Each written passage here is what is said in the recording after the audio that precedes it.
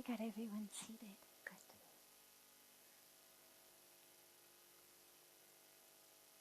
Let's just take a moment and allow your eyes to close.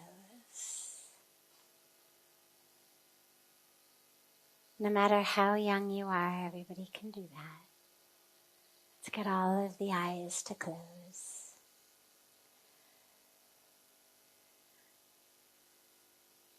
And everyone sit as straight as you can. Not rigid, but just straight.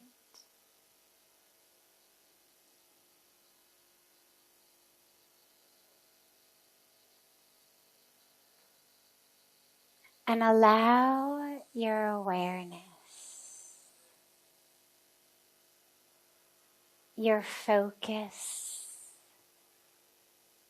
your attention, allow it to pull from being focused on the world around you to being focused on the world inside you.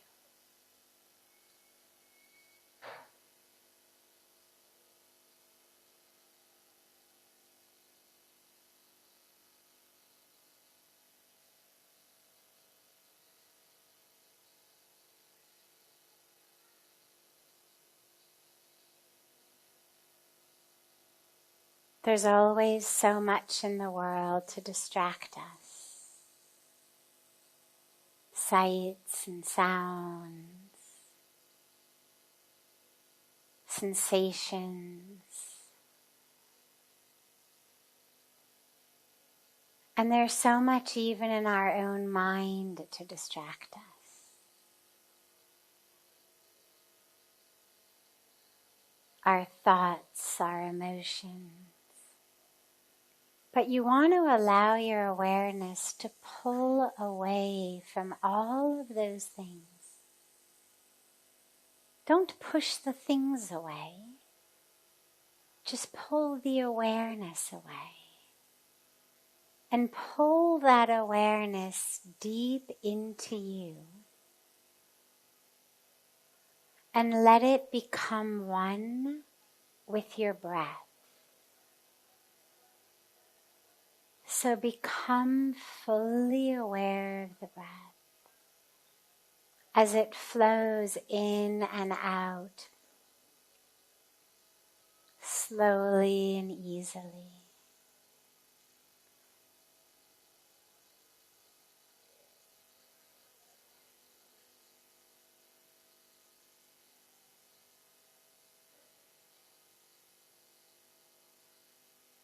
Just allow your attention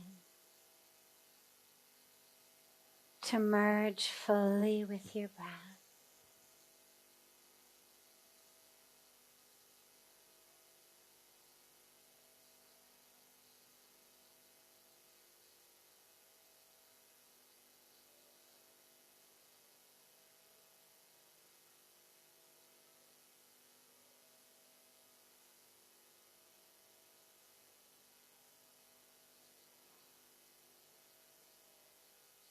If you find that you still get distracted, you can add a really simple and gentle mantra to it. And the mantra is so hum. So hum. On the inhalation, as you breathe in, just allow yourself to chant silently to yourself. So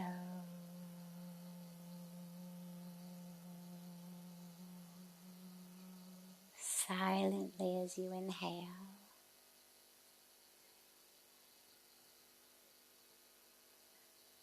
And as you exhale, in slow exhalations, just allow yourself to silently chant to yourself.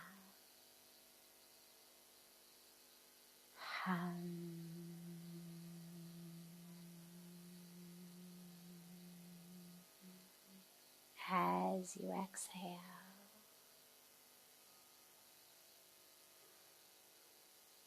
So hum means I am that.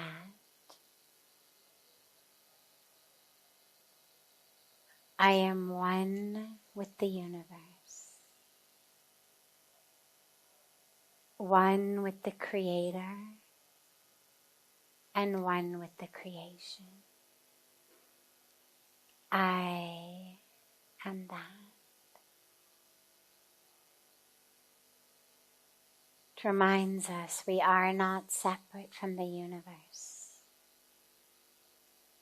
We are one with everything.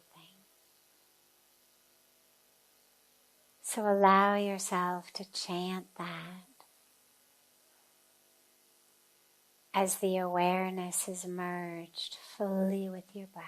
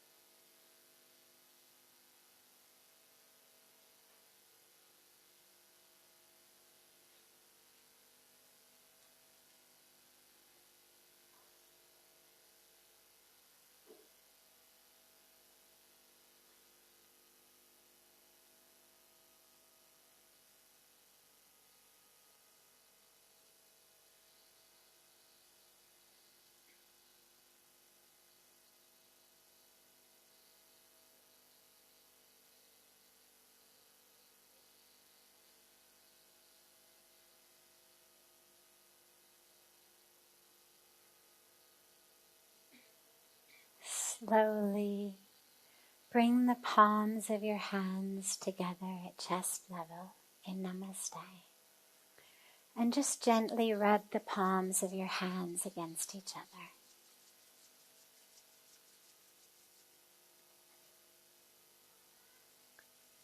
And then press the palms of your hands into your closed eyes.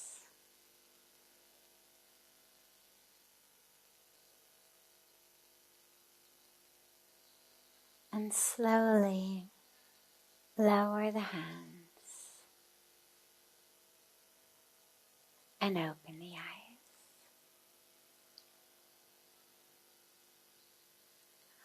Welcome everyone to Satsang. So beautiful to be together with you all tonight. We start, as usual, with a question that has come in from our online audience. People join in from all over the world. It's so beautiful the way that we can connect with people in every corner of the world through this gift of technology. So they send us questions, and since we love them but they can't be with us physically here, we begin by taking the first question from them. And then I'll open it up to any questions that anyone here might have.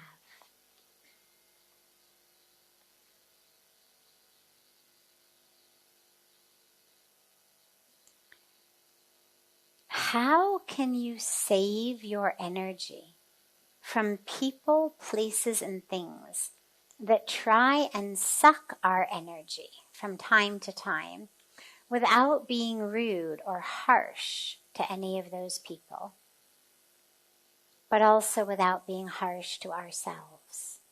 From Kumar in Dehradun.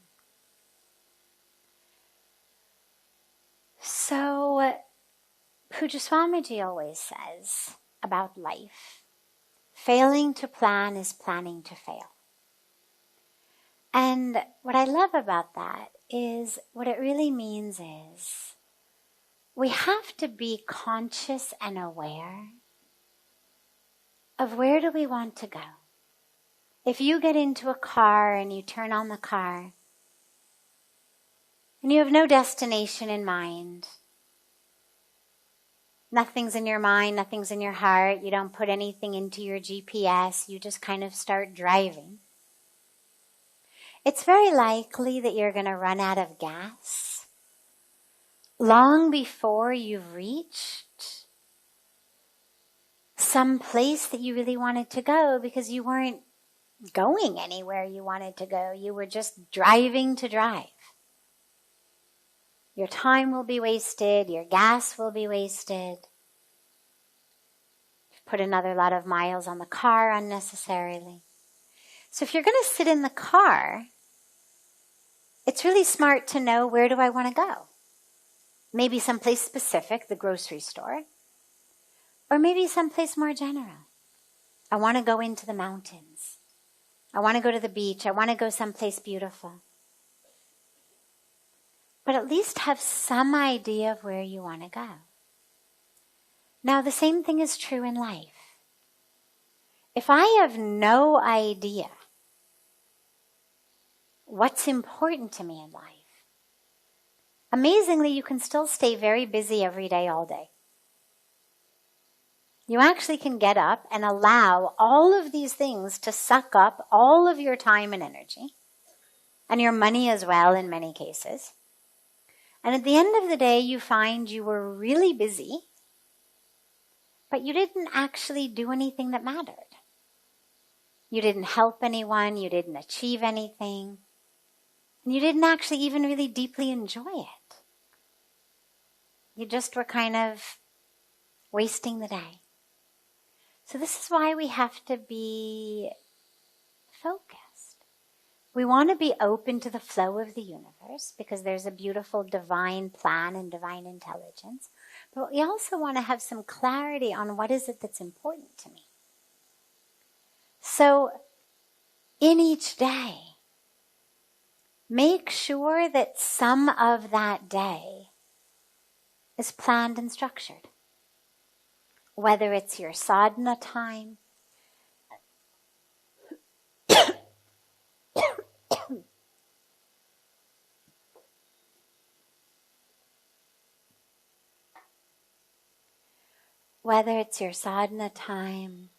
time working on a project, time doing seva, time that you're studying, make sure that you've got blocks of time in which you know, this is what I'm doing in this time. This is my study time. This is my prayer time. This is my meditation time. This is my exercise time. This is my seva time. This is my family time. And then this is my free time. You want to make sure to have some free time also during the day. It's not every second is structured, because life happens, and it's nice to have a little bit of flexibility to be able to flow with life. But if you find every day that you're not doing the things that you've said you were going to do, because different people have come, or different situations have arisen that have just sucked all your time and energy. Sometimes it's great. Sometimes the opportunity you're given is even better than what you planned. So you want to be open to that. You don't want to say no to an opportunity to actually have a much deeper, richer, fuller experience than what you had planned. But if what you're saying yes to is stuff that's just wasting your time, you have to learn to say no. A lot of times people think that no is not spiritual.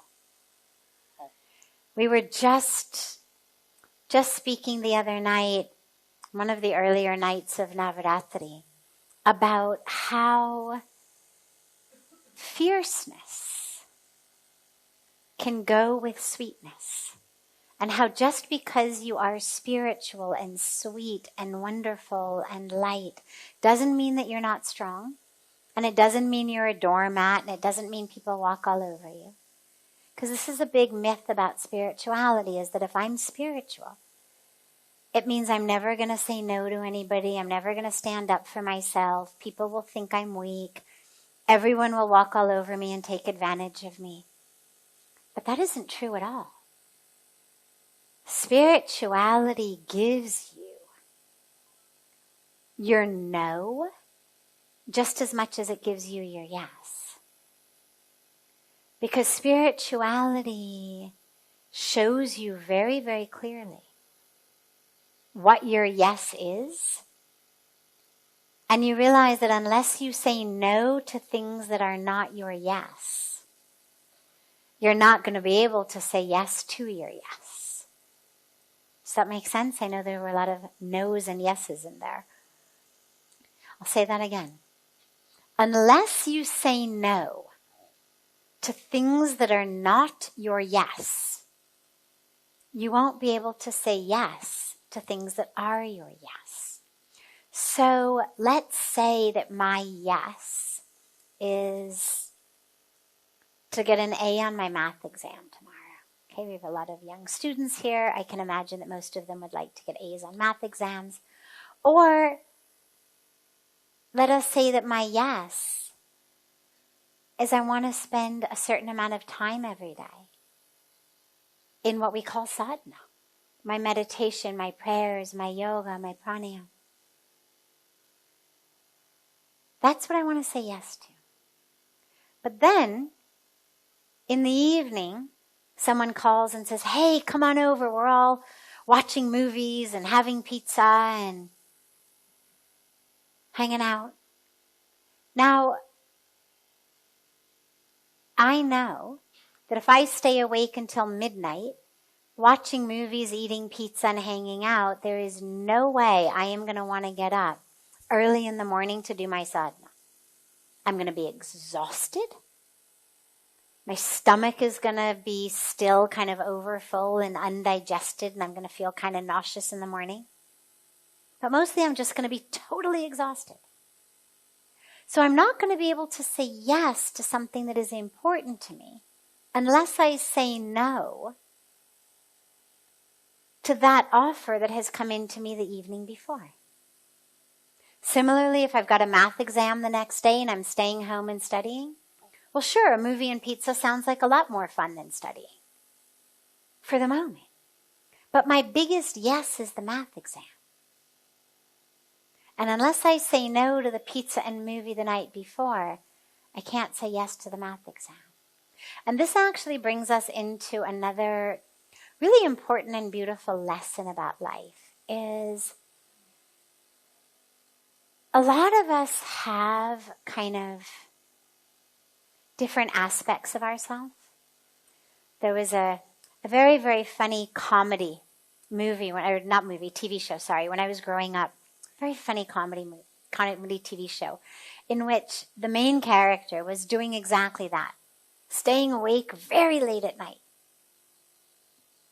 And his friend said to him, well, don't you have to get up early in the morning and go to work, and aren't you going to be exhausted? And he said, yeah, but that's morning man's problem. He said, right now I'm night man. And night man is really enjoying staying awake and watching the movie. Let morning man deal with how tired he is. Now, it's funny, and it was a funny TV show, but actually on a really deep level, that's how a lot of us act. As though somehow morning man is different from night man. As though somehow it's actually somebody else who's going to deal with how tired I am in the morning, or my inability to do sadhana, or me failing a math exam. And I'm only identified as the me in this moment who wants to watch a movie and eat pizza. And one of the most important lessons in life, whatever your goal may be, from deep, deep spiritual goals to even just success in the world, is you have to realize that you are also morning man or morning woman, and make choices in the night that are going to be helpful for the you in the morning. It's the same reason we brush our teeth. It's the same reason we take care of our health, because we know that the me next week, next month, 30 years from now doesn't want to have their teeth fallen out and be sick and unhealthy. So I do things today for that me of the future. And that includes saying no to things that are just unnecessarily keeping my time, my energy, my money, my resources away from things that really matter to me. Yes. आपको mic देना भैया.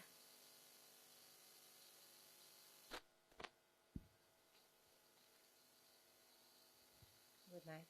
Thank you.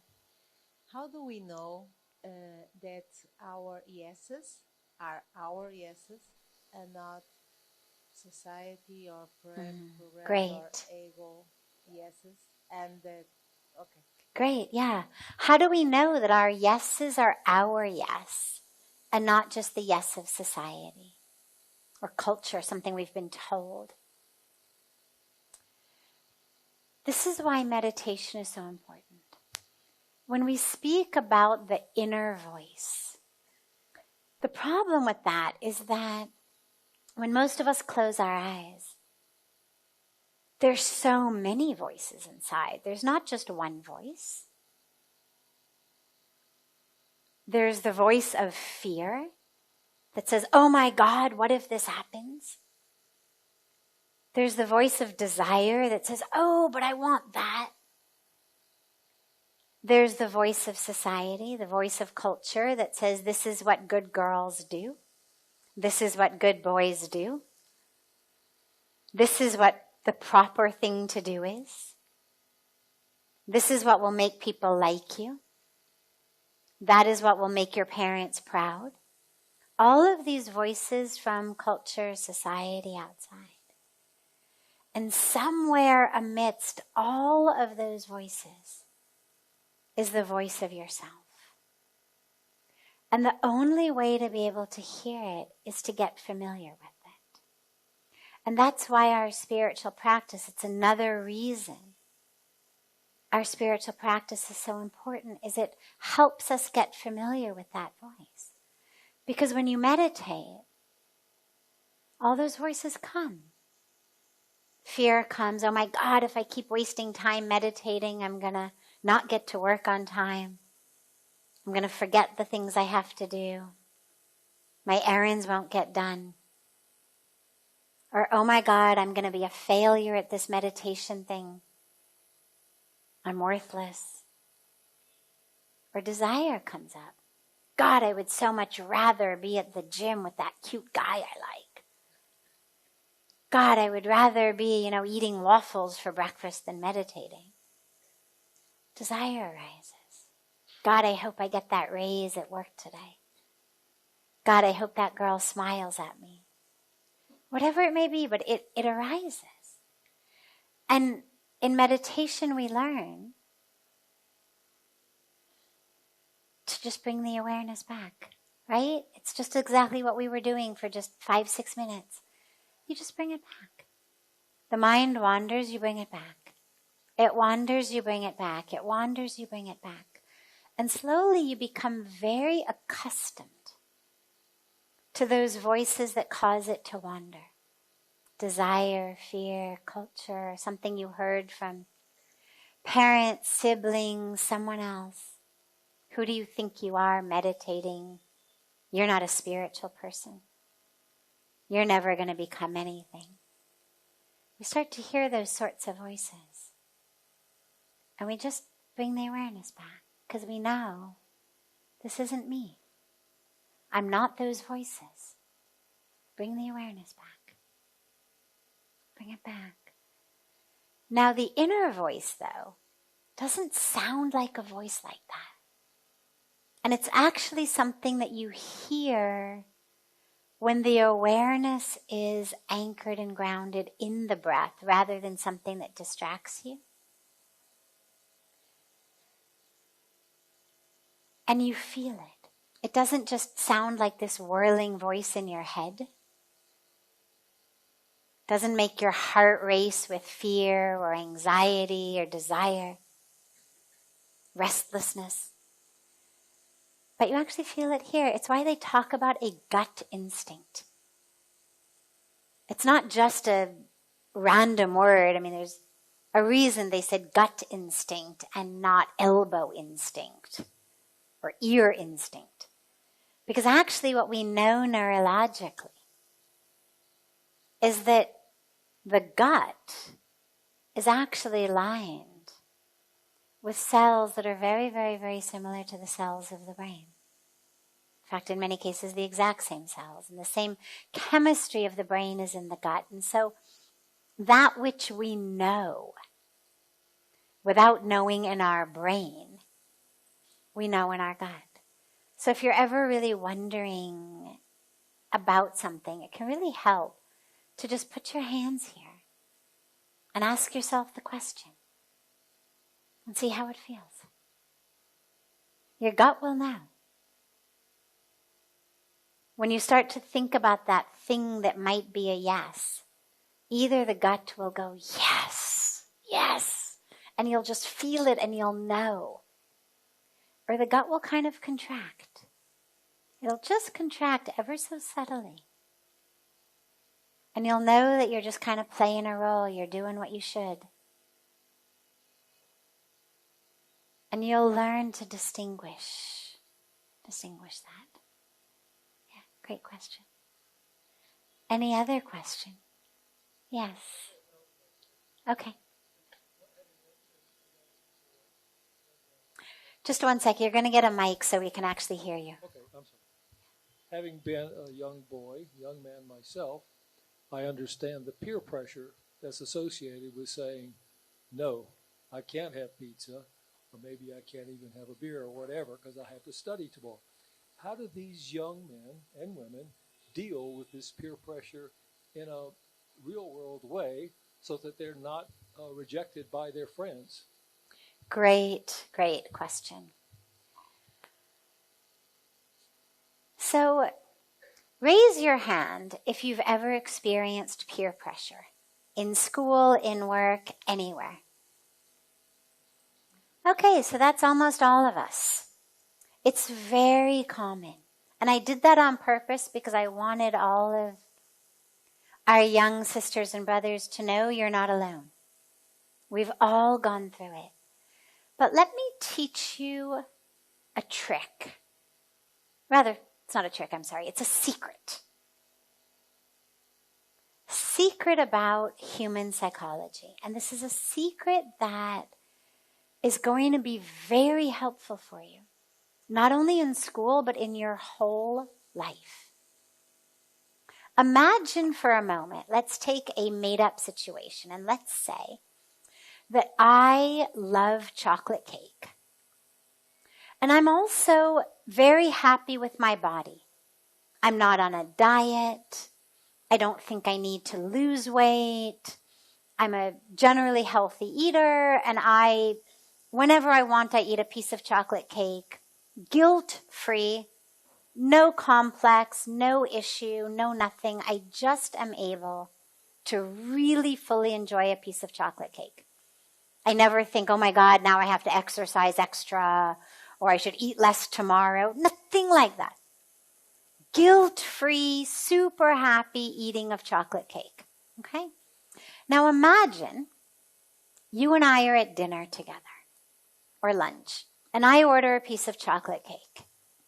And I say to you, you should have some chocolate cake. It's really good. And you say, no, thank you. Maybe you give me a reason. Maybe you don't give me a reason. Either way, you say, no, thank you. Now, if I'm really loving my chocolate cake, and I have no complex at all about eating it, why would I care if you eat it also? Right? I mean, I'm just trying to be a good friend. Cake is good. I want to share it with you. You don't want it. Fine. More for me. No complex, no pressure, You eat what you want. I'm very happily going to eat my chocolate cake. But now imagine a different scenario. Now imagine that I am on a diet. And I think that I'm much too fat and I've been trying to lose weight. And I keep trying to diet and keep trying to diet and I hate the way I look. But I just can't stop eating chocolate cake. Now I order a piece of chocolate cake and I say, do you have some? And you say, no, thank you. Now I'm going to pressure you. But I'm going to pressure you not because the chocolate cake is actually better than it was in the first situation, but because in the second situation, if you don't eat it, that is a mirror in my face of the fact that I actually had a choice and I am choosing to eat chocolate cake even though I know I shouldn't. And you are the one choosing not to. And that makes me feel very uncomfortable. It makes me feel weak. It makes me feel like I'm not such a good person. I'm certainly not a good dieter. So I really want you to eat that chocolate cake because then I feel like, well, though everybody's eating chocolate cake. So I'm going to pressure you.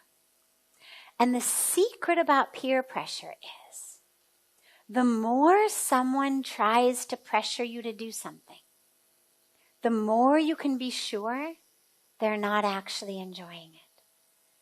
Because if they're really enjoying it, then whether you do it or not shouldn't impact their enjoyment at all. I want to have a beer, I'm going to have a beer. I mean, I don't. I've renounced that many decades ago. But the point is, if somebody is having a beer, like you give the example, and you don't feel badly about it, you don't feel guilty, then I don't care if you have one or not. But if I feel guilty about it, if I know I shouldn't be drinking, and you don't drink, then sitting with you makes me feel very restless, very anxious, very uncomfortable, and so I need you to drink. And that is why peer pressure happens. So hold on to this truth, and whenever anybody tries to pressure you to do something, ask yourself, if they were really enjoying it as much as they're trying to convince me they are, why would my drinking or eating or smoking or doing, why would that change their enjoyment of it? It shouldn't.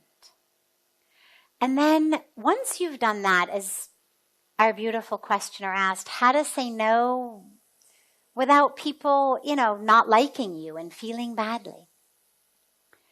This requires a little bit of strategy. And it's going to be different for everyone. But you're going to develop a way to say no. A way to stay in your values, your ethics, your priorities that works for you. And it's going to take some practice. You have to try on a few things. I remember in my very first year at university, everybody went to fraternity parties all the time. And I hated them. I wasn't antisocial. I just never really liked the big crowded situation where it was so loud and you couldn't actually hear anybody. And even before I took sannyas, I never enjoyed drinking, and I hated beer, and I hated the smell of beer. And so what I decided was, I developed my own personal strategy. Because I wanted to be cool. I wanted people to like me. I didn't want to be like the loser who just stays in her dorm room all the time. So whenever anyone would say to me, oh, you should come to this party, I would say, I will come only until someone spills beer on me. The minute that someone spills beer on me, I am leaving. And they would always say, oh, no, it won't be like that. It's not going to be that type of party. It's going to be a good party. And I'd say, okay, and I'd go. And inevitably, in a short period of time, someone would spill beer on me, and I got to go home. And if it didn't happen quickly enough, I would maneuver my way over to someone who seemed to have a very, very filled to the rim cup of beer and was not quite so steady on their feet.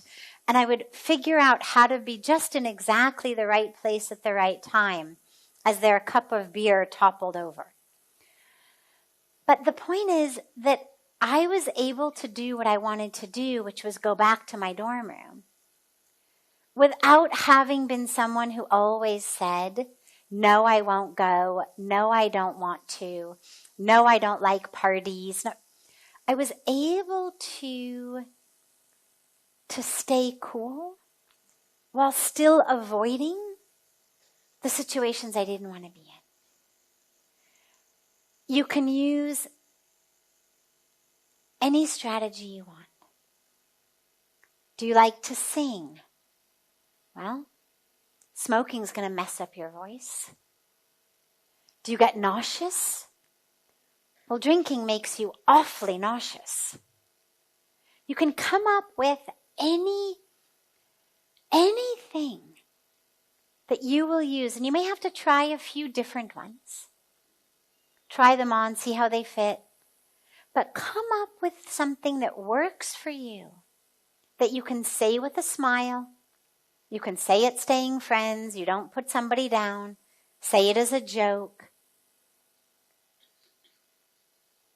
But not do what you don't want to do. And this is actually a very important rule of life. Because throughout your whole life, people are going to try to pressure you. Not just in school.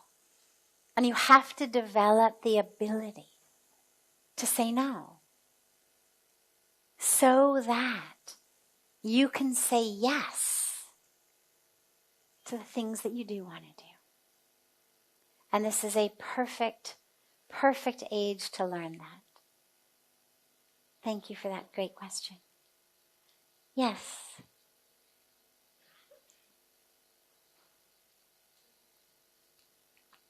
You just have to hold it close to your mouth. So this is a follow-up question on the gut instinct. So what if you know that something is the right thing for you to do, but it can be scary? Can both of the things coexist? And if they can coexist, can we do something about it? Beautiful. So what if you know something is the right thing to do? It is your yes, but it's scary. What to do? Can the right thing and fear coexist? Absolutely. And they do a lot of the time. A lot of the time. Because a lot of us have been, sadly, we've been really misled, misguided to believe that we are not as capable as we are, that we're not as worthy as we are. A lot of us move through the world feeling like we are not smart enough, or we're not worthy enough, or we're not good enough, not pure enough, not funny enough, not popular enough, not capable enough, not responsible enough, not worthy enough.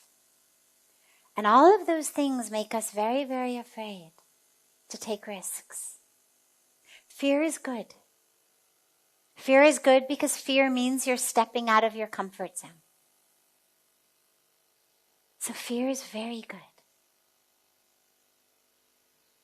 You just don't want to let that fear paralyze you. The example for me that's my favorite example of this is if you ever go to any public swimming pool, maybe in a hotel.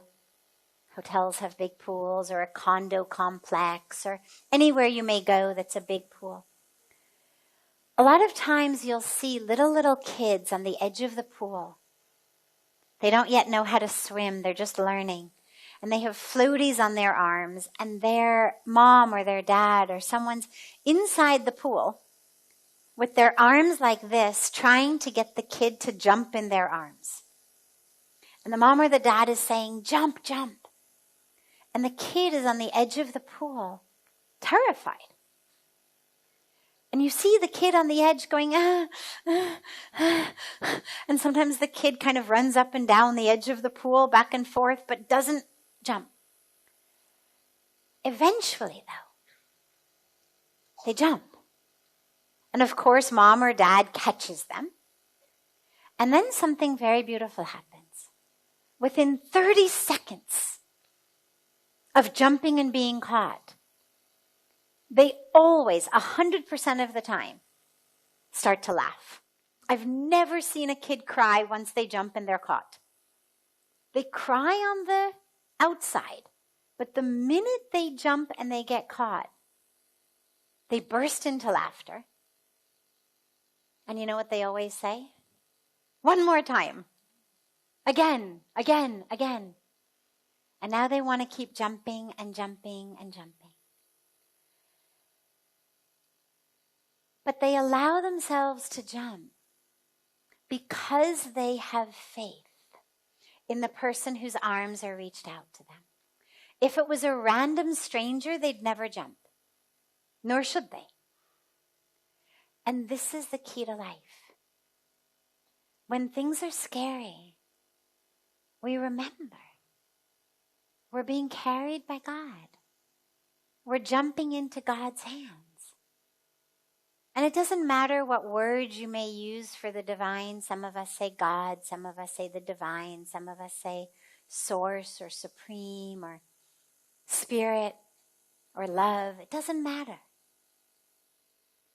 Whatever words you may use, for that intelligent perfection in the universe, that perfection that makes trees know how to grow, that makes them give us fruit, that intelligence that makes all animals know exactly how to live and what to do. Birds build nests.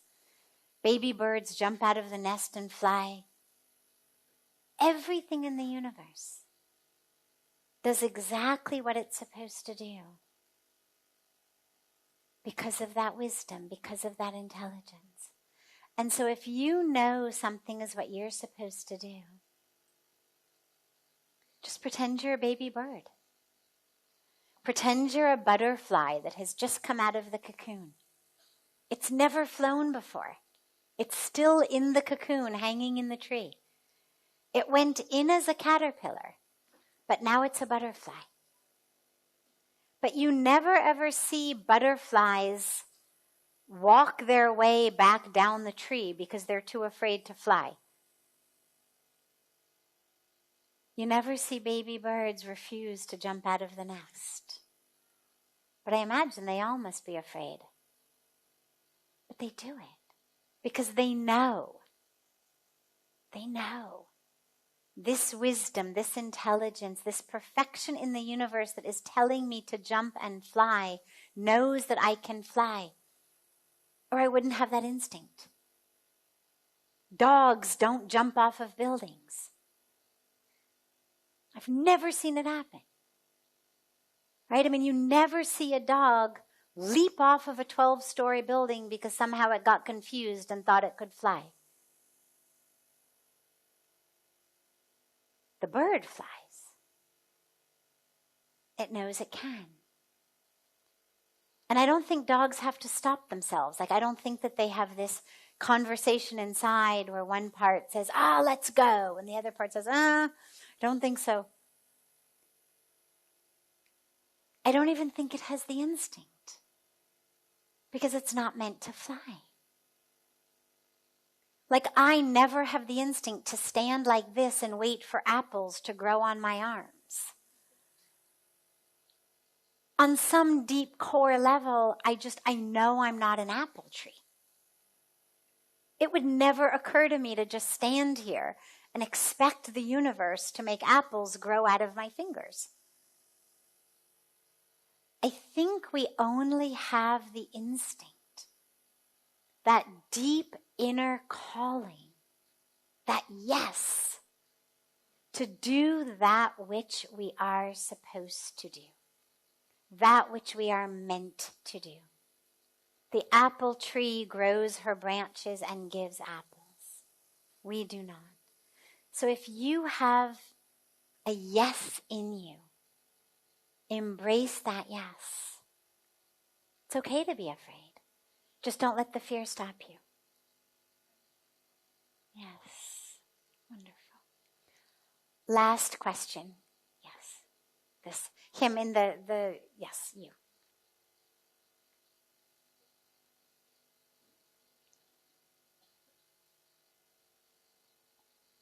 We hadn't had any questions from the students yet, so I want to end with you. My question is that whenever like you are in school or at any workplace, there are certain people that you have to be around, but at the same time they give you a lot of anxiety. But like even if you try to resist them, there is some work that comes up, and you have to be with them at that time. So like how can we Great question. overcome it? And I have bad news for you. Should we tell him or not tell him? Unfortunately, those situations don't go away when you leave school. Unfortunately, we have them in our workplaces, we have them in our families, we have them in our neighborhoods and communities. It would be so nice if we could leave that situation behind when we left school, but we don't. But this is a perfect age to learn how to deal with it, because you're going to be in this situation throughout your life. And the way to deal with it is something we were speaking about, I think it was last night, about the fact that people who give you pain, who bring stress, who bring tension, who bring negativity, they do that because that is all they have. Right? We were talking about apple trees. Well, apple trees only give you apples. They can't give you oranges. They can't give you peaches. An air conditioner can only give you cold air. It's nice in the summer, not so nice in the winter. A heater can only give you hot air. Nice in the winter, not so nice in the summer. But all of those things can only give you that, whether it's pleasant or unpleasant, helpful or harmful, because that's all they have. Even if you are deathly allergic to apples, no matter how much that apple tree might love you, it cannot give you anything other than apples.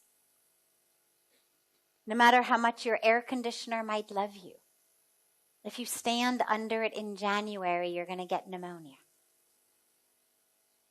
Because that's all it's got. And when someone brings us pain, struggle, it's because that's what they have inside of them.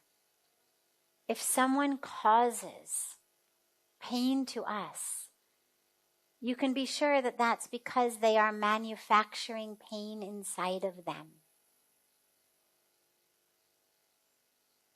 And so when you have to be with them, you realize this isn't about me. This is about that person. That person is in pain inside themselves. They're struggling with their own anger or grudges or jealousies or resentments or frustrations or challenges in life. And so that's what they are spewing out onto people around them, because that's all they've got. So the first thing you do is you feel compassion for them, because if what they're sharing is so painful, imagine what it must be like inside of them.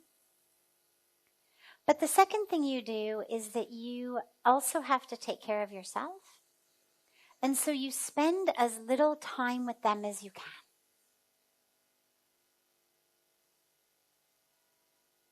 You try, to whatever extent possible, to minimize the interactions. You may not be able to avoid them entirely, but to minimize them. Because just because you feel compassion for someone doesn't mean that you need to spend a lot of time with them. We saw this in COVID.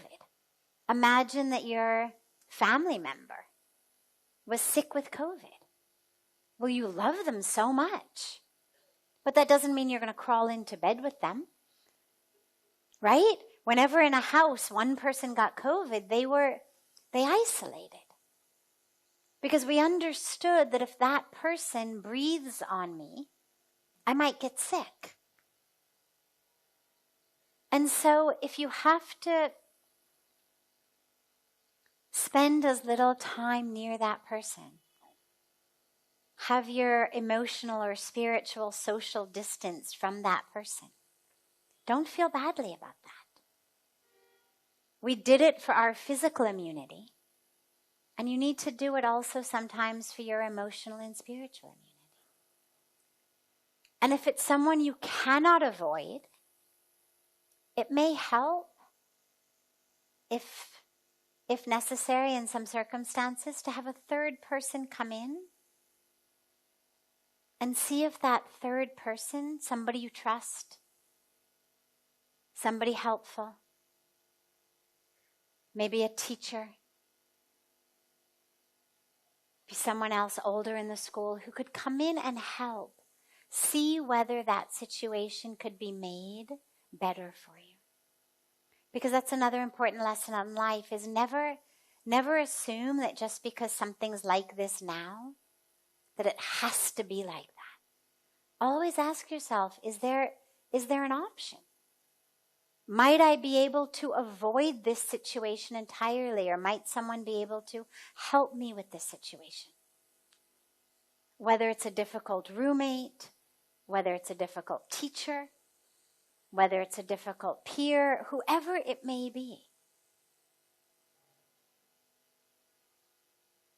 Confide in someone. Confide in someone who can help, and see whether they can actually change that situation as well. But most importantly and lastly, just remember, it's not about you. It's about them.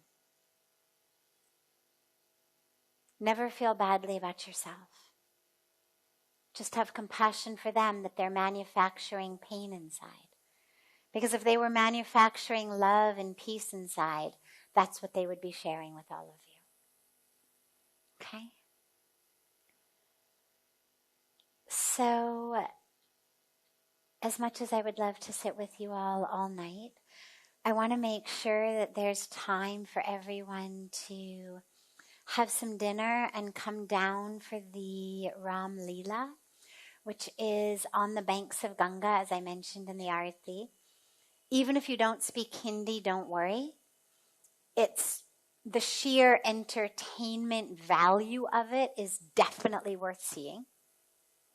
It's the story of the Ramayana, done with great costumes and drama and music and dance and